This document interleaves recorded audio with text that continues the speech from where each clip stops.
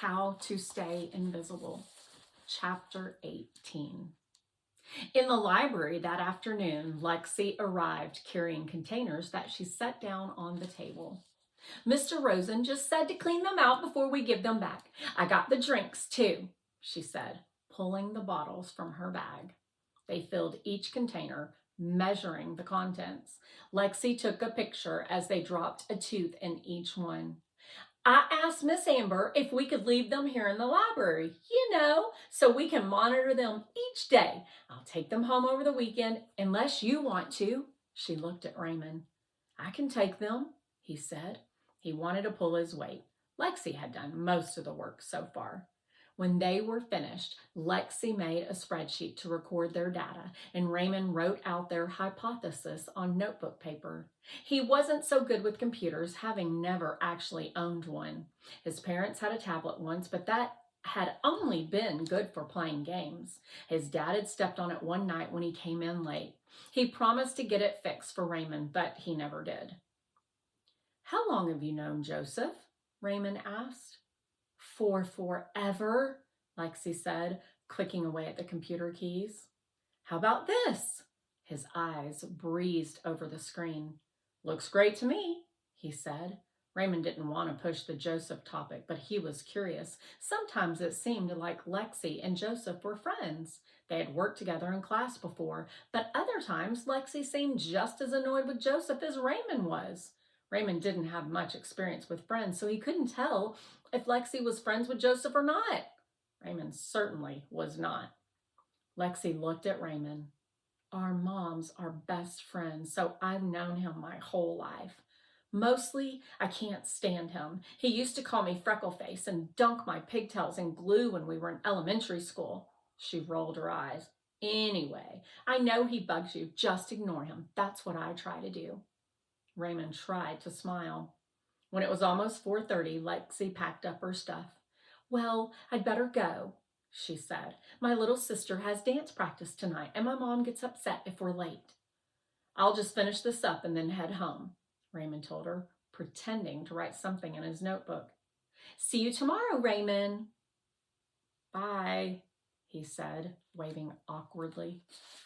On Friday, Raymond packed the containers in his book bag carefully, promising to take notes over the weekend.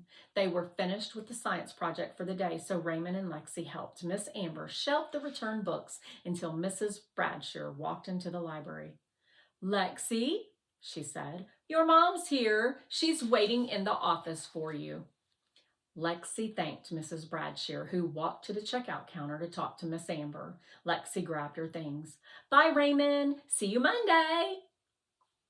On Saturday, Raymond woke up to a cacophony of bird song. His legs and back were stiff, and he groaned inside the sleeping bag. He crawled from the hollow and stretched. Rosie jumped down behind him.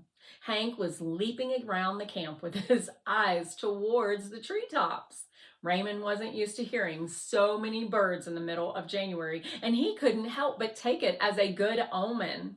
Sun crept through the trees, and Raymond soaked in the warmth of it. The days were manageable, but the nights were still bitter cold, even with Raymond's adjustments to the hollow. He wouldn't miss these winter months one bit. For now, though, the snow had at least melted and the sun was out. He brushed his teeth and lifted the nape of his hoodie to smell himself. It had been a week since he had bathed in the cold water, and he wasn't prepared to spend another night shivering uncontrollably. No, he would have to figure something out. He pulled the containers from his book bag and took careful notes on each tooth. Then he tucked them back in his bag. Raymond stopped to collect his minnows and was the first to arrive at his and Stiggs's usual fishing spot. He sat on the log and began baiting his hook, waiting for Stiggs to arrive. Rosie heard him coming first and jogged to meet him. Stiggs trudged through the brush and lightly kicked the side of Raymond's shoe in a greeting before sitting down on the log himself. Brought you some eggs, he said, and he handed over a milk jug full of eggs. Stiggs had cut the top off the jug, but the handle was still on the plastic container. Raymond inspected the jug and Stiggs smiled. Makes for an easy basket. Waste not and all that. He shrugged. Raymond smiled. This is a ton of eggs. There had to be at least 20 eggs inside the jug. Well, the girls have been busy and there's always more than I can eat. I usually take some over to the Veterans Affairs and Commerce, but I thought I'd bring them to you this week instead. You'll have to come up for a visit and soon and see the chickens, Stiggs said. They're starting to miss you. Raymond nodded. I will. Thank you. You're welcome. So how's school? It's okay, Raymond said. He set the eggs down and instantly felt his mood change with the question. It's just so much work all the time, and now there's a science fair project on top of everything else. Science fairs still look the same as they always did, exploding volcanoes and all, Stiggs asked. You can come see for yourself, Raymond answered and laughed. At the school? Stiggs asked. Yes. You remember how to get there, don't you? Raymond smiled. Stiggs grinned.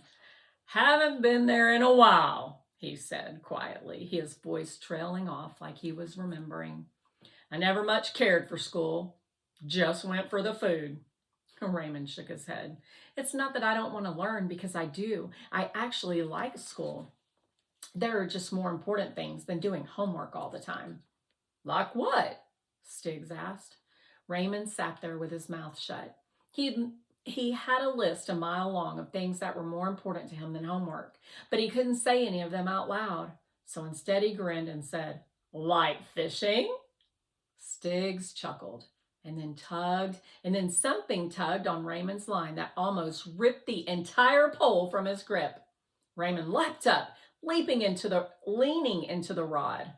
Easy, Stiggs coached, jumping to his feet. She's a big one, all right. Careful now, don't jerk her around. Take your time.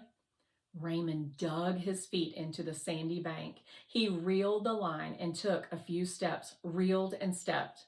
Finally, he pulled in the biggest bass that he had ever seen. It was nearly 16 inches and had to weigh at least 8 pounds, maybe more. She's a beaut, Stiggs cheered. Raymond hadn't noticed that Rosie was barking, but now that he had the fish, it was all he could hear. She's excited. She's probably never even seen a fish this big.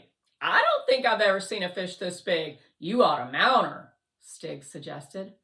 Mount her? Raymond said, shocked.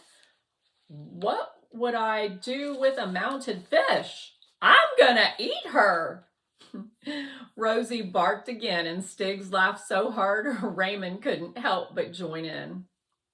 That afternoon, Raymond cooked a feast. He filleted the fish and roasted it 1/2 at a time. Just 1/2 was a huge amount of meat, and it was too much to roast on his A-frame at once. He set half aside while he roasted. Hank showed up just in time for dinner, and Raymond had to keep shooing him away from the uncooked fish. It had been a clear day, and Raymond shed his hat and coat while he cooked, enjoying the ease of 50-degree weather. He cooked egg after egg in a cleaned-out tuna fish can, masquerading as a tiny frying pan, one by one, offering them to Rosie and Hank with chunks of roasted fish. He boiled water in his ravioli can and poured in grits. The trio ate happily until all the food was gone. He tucked the remaining 10 eggs into the back of the hollow with his cachet of oranges from earlier in the week. He walked to the creek and cleaned his wooden spoon and fork in the water. Maybe tomorrow he would make a pair of tongs. He washed out his cooking cans and stored them all under the lean-to with the kindling. Then, even though the sun hadn't set, Raymond tucked his warmed river stones into his sleeping bag, crawled into the hollow with a full belly, and fell asleep smiling.